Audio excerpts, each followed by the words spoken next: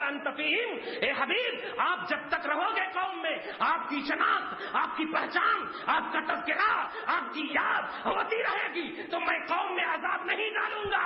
اب پوچھو جاپانیوں سے، اے مسلمان، اے انسان، تم پر عذاب کیوں ہے؟ میرا قرآن انمت کلام کہہ رہا ہے کہ مصطفیٰ کا تذکرہ کرنے والے، نبی کی وفاداری میں زندگی کاٹنے والے موجود ہوں گے تو عذاب الہی نہیں آئے گا۔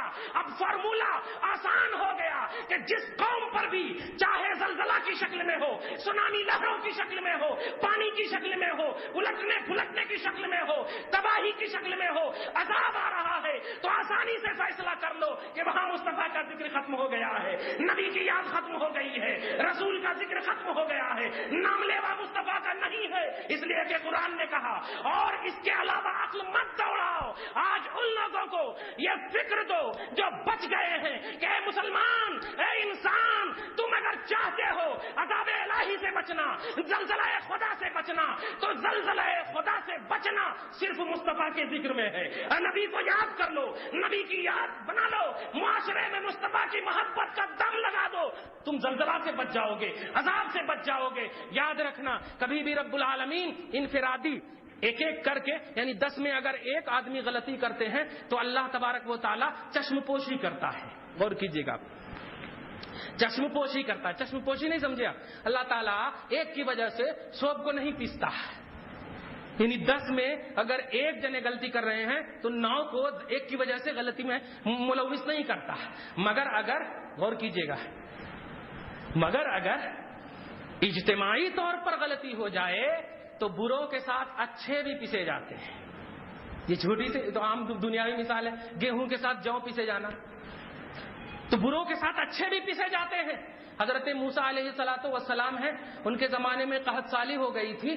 حدیث کے حوالے سے آپ کو بتاؤں، قحط سالی ہو گئی تھی، تمام لوگ موسیٰ علیہ السلام کے پاس آئے، ارے آپ اللہ سے دعا کرو، ہم لوگ مر رہے ہیں، قحط سالی ہے۔ حضرت موسیٰ گئے طور پہ، اللہ سے بات کیا، یا اللہ میری قوم پریشان ہے، مبتلا مصیبت ہے، ان کی مصیبت کو، قحط کو دور فرما دے۔ حضرت موسیٰ علیہ السلام نے کہا نہیں، تیری قوم میں کچھ لوگ ایسے ہیں جو ایک کی وجہ سے، ہاں دیکھیے گا، ایک کی وجہ سے میں قحط سالی سب پر دے دی ہوں، اب ذرا غور کے، دے دیا ہوں، سب پر دے دیا ہوں۔ حضرت موسیٰ علیہ السلام بار بار اصرار کر رہے ہیں تو اللہ تبارک و تعالیٰ نے کہا جاؤ اس شخص کو کہہ دو جو گناہگار ہیں، جو مجرم ہیں، وہ توبہ کر لیں، پھر میں قحط سالی کو اٹھا لوں گا، قحط سالی کو اٹھا لوں گا۔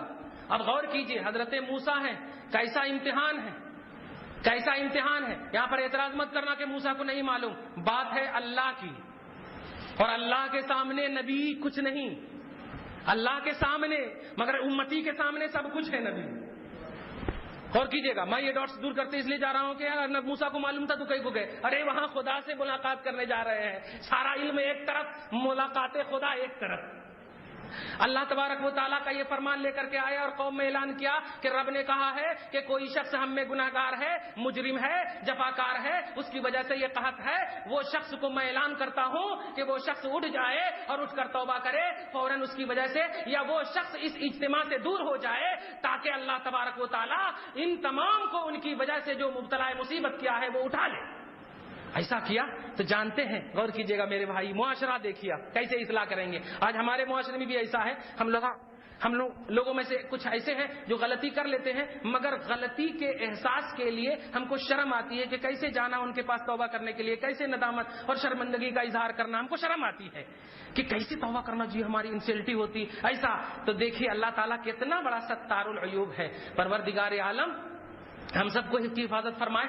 تو حضرت موسیٰ علیہ السلام نے جب اعلان کیا تو اس میں ایک شخص موجود تھے جو گناہگار اور مجرم تھے، اس نے اندر ہی اندر کہا اے اللہ اتنے دن تک جب تم میرے گناہ کو چھپائے رکھا تو پروردگار آج بھی چھپا لے، اور میں اندر ہی اندر توبہ کرتا ہوں، اندر ہی اندر توبہ کرتا ہوں۔ یہ جیسے ہی بولے تھے کہ فوراً برسنا شروع ہو گیا، فوراً ختم، سب کچھ ختم ہو گئی، مصیبت ختم ہو گئی۔ موسیٰ علیہ السلام نے کہا ارے کوئی نہیں گئے، کوئی ہٹا ہی نہیں، یہ تو عجیب سا معمہ ہے۔ موسیٰ پھر دوڑتے ہوئے گئے اور دوڑنے کے بعد کہ اللہ کوئی ہٹا ہی نہیں اور تیرا فرمان سچ ہے اور حق ہے، مگر ایسا کیسے ہوا؟ تو اللہ تبارک تعالیٰ نے کہا اے موسیٰ میں نے ان کے جب عیب کو ہمیشہ چھپایا تو آج اس نے چھپے ہوئے توبہ کر لی ہے، اس لیے میں نے اس توبہ کو بھی چھپا دیا ہے، اور اس کی وجہ سے میں نے تو اے معاشرے کے مسلمان، اے سوسائٹی کے افراد، اگر ہمیں اور آپ سے کوئی گناہ ہو جائے، غیبت اور چغلخوری ہم کر بیٹھے کسی کی، برا کسی کے تعلق سے سوچ بھی لے، تو ہم کو اگر شرم بھی آ رہی ہو تو وہ ستار العیوب کے ساتھ ساتھ تمہارے دلوں کو بھی جانتا ہے، وہ عیب کو چھپاتا بھی ہے۔ تو اندر اللہ کی بارگاہ میں توبہ کر لے، تیری توبہ کی وجہ سے پورا معاشرہ اچھا ہو جائے گا، پوری سوسائٹی اچھی ہو جائے گی۔ آج ہمارے اندر بس اسی بات کی کمی ہے کہ ہم گناہ کریں مگر اعتراف گناہ نہیں ہوتا، اقرار ذنب نہیں ہوتا۔ اللہ تعالی ہم سب کو گناہوں کے اعتراف کی توفیق عطا فرمائے۔ اور کچھ آ گئے کیا؟ درود پاک پڑھی، اللہم صلی علی سیدنا و شفیعنا حبیبنا و مولانا محمد وبارک وسلم صلاۃ و سلام علیک یا رسول اللہ صلی اللہ تعالی علیہ وسلم۔ اب ختم کر دیا جائے؟ جی ختم کر دیں؟ اور جی اچھا ماشاءاللہ۔ اور دو تین باتیں میں، اے ایمان والو ایمان کو سلامت رکھو، اس تعلق سے میں اور دو تین باتیں آپ کو بتا دوں، اور پھر ایمان کو سلامت رکھو، یہ ہم سے اور آپ سے خطاب ہو رہا ہے۔ ایمان کو سلامت رکھو ہم سے خطاب کیا ہے، کافروں سے خطاب نہیں۔ کافروں سے خطاب ہوتا تو اللہ تعالیٰ فرماتا اے کافرو ایمان لاؤ، اے کافرو ایمان لاؤ، مگر نہیں، اے ایمان والو ایمان کو سلامت رکھو، ایمان پر توجہ دو۔ اور ایمان پر توجہ دینے کا مطلب یہی ہے کہ ہمارے معاشرے سے کمیاں دور ہو، ہم گھر میں اسلامی ماحول کو پیش کریں۔ آج ہم سے سوال یہ ہوتا ہے قرآن و حدیث کے ذریعے سے اور دیگر امور کے ذریعے سے ہم پر سوال ہوتا ہے، مگر اے میرے پیارے آج ہم خود اگر سدھر گئے تو اللہ تبارک و تعالی یاد رکھو سارے افراد ہی سدھر جائیں گے۔ قرآن خود کہتا ہے یا ایھا الذین آمنوا لم تقولون ما لا تفعلون، اے لوگو وہ مت کہو جو خود نہ کرو، وہ مت کہو جو خود نہ کہو۔ جیسے یہ بچے ہیں، ان کو میں کہہ رہا ہوں بیٹا جاؤ نماز پڑھنے کے لیے اور میں خود سویا رہوں، تو اللہ تعالیٰ ایسے، حالانکہ دیکھو نماز پڑھنے کا حکم دینا یہ نیکی ہے، نماز پڑھنے کا حکم دینا نیکی ہے، مگر نہیں تم بھی مکلف ہو، چلو اس طرح مت کہو کہ تم جاؤ نماز پڑھنے، بلکہ کہو میرے بھائی چلیے۔ الحمدللہ ہمارے گھر کے معاشرے کی لڑکیوں ٹیویاں چلاتی رہتی ہیں۔ بھائیوں آج جو ہم پر سب سے زیادہ بڑا چیلنج ہے وہ الیکٹرانک میڈیا ہے۔ اس کے ذریعے سے جو ہم پر حملے ہو رہے ہیں، میں یہ نہیں کہوں گا کہ آپ ٹی وی مت دیکھو، اور یہ نہیں کہوں گا کہ آپ ٹی وی دیکھو، یہ بھی نہیں کہوں گا، مگر اتنا ضرور کہوں گا کہ جو کہو وہ کرو اور جو کرو وہی کہو، جو کہو وہ کرو اور جو کرو وہی کہو۔ اس کے علاوہ اگر کرو گے یعنی تمہارے فعل اور تمہارے قول میں مطابقت ہونی چاہیے، مطابقت ہونی چاہیے۔ اگر اس کے خلاف یعنی تم جو کہہ رہے ہو وہ کر نہیں رہے ہو اور جو کر رہے ہو وہ نہیں کہہ رہے ہو، جیسے اگر اب تم اپنی بہن کو اپنے گھر میں بری اور فحش فلم بینی کے لیے بہن کو منع کرتے ہو تو تم بھی رک جاؤ۔ ایسا نہیں کہ اپنی بیٹیوں کو دوسرے روم میں بھیج دو، نہیں غلط تصویر آ رہی ہے اس لیے بیٹی تو مت دیکھ، تیرے دیکھنے کا نہیں ہے، اور آپ دروازہ لگا کے خود دیکھنے لگے، تو یہ اثر نہیں ہوگا، اس کا اثر نہیں ہوگا۔ پیارے جو کہو وہ کرو اور جو کرو وہی کہو۔ آج عملی طور پر، پریکٹیکلی طور پر آپ کو اپنے گھریلو اور معاشرے میں ڈھالنا ہوگا، تب جا کر کے کوئی معاشرہ اچھا تشکیل پائے گا۔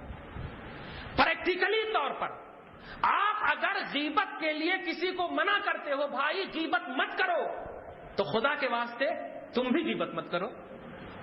آپ نے تو کہہ دیا بیٹا غیبت کرنا حرام، ماں کہہ رہی بیٹی غیبت کرنا حرام، اور ماں ہی بیٹھ کر کے انہوں ایسے ہیں، انہوں ایسے ہیں، وہ ویسے ہیں، یہ کیسے ہیں، یہ کیا ہے؟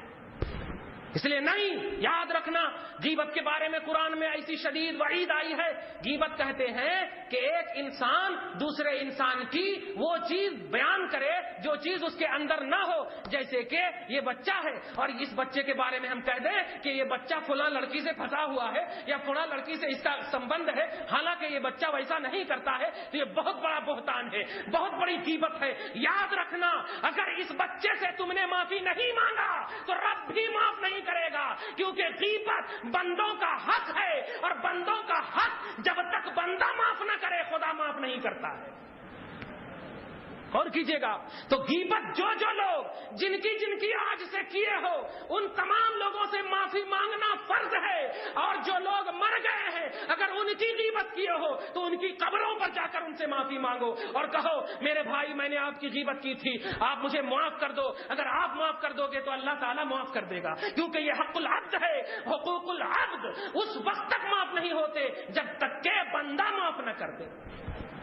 یاد رکھنا کبھی غیبت نہیں کرنا کسی کی. اور غیبت بھائی کا گوشت کھانا ہے. اور کوئی سوسائٹی کا کوئی بھی فرد کبھی ایسا نہیں سوچے گا کہ میں مرے ہوئے بھائی کا گوشت کھاؤں. تو پیارے کبھی بھی غیبت نہ کرو، حسد نہ کرو، چغل خوری نہ کرو. یہ سب بندوں کے حقوق ہیں. اگر آپ نے ہم اور آپ اس کے مرتکب ہوئے، اس کا ارتکاب کیے تو یاد رکھنا اللہ تبارک و تعالی اس چیز کو معاف نہیں کرے گا اس وقت تک جب تک کہ آپ نے جس کی غیبت کی ہے وہ نہ معاف کر دے، جس سے حسد کی ہے وہ نہ معاف کر دے، جس کی چغل خوری کی ہے وہ نہ معاف کر دے. ان تمام باتوں کو اپنی نگاہ میں رکھو اور عملی اعتبار سے آج ہی سے اپنے معاشرے میں، اپنی سوسائٹی اور اپنے گھر میں اس کو پھیلاؤ. جو کوئی بھی غیبت کرے اسے روکنے کی کوشش کرو. اور اللہ تبارک و تعالیٰ سے میں دعا کرتا ہوں پروردگار عالم ہم سب کو نیک عمل کی توفیق نصیب فرما. یا اللہ ہمیں ہدایت نصیب فرما. پروردگار معاشرے کی اصلاح فرما. یا اللہ ہمیں پریکٹیکلی زندگی گزارنے کی توفیق نصیب فرما. یا اللہ عملی میدان میں اترنے کی توفیق نصیب فرما. اے اللہ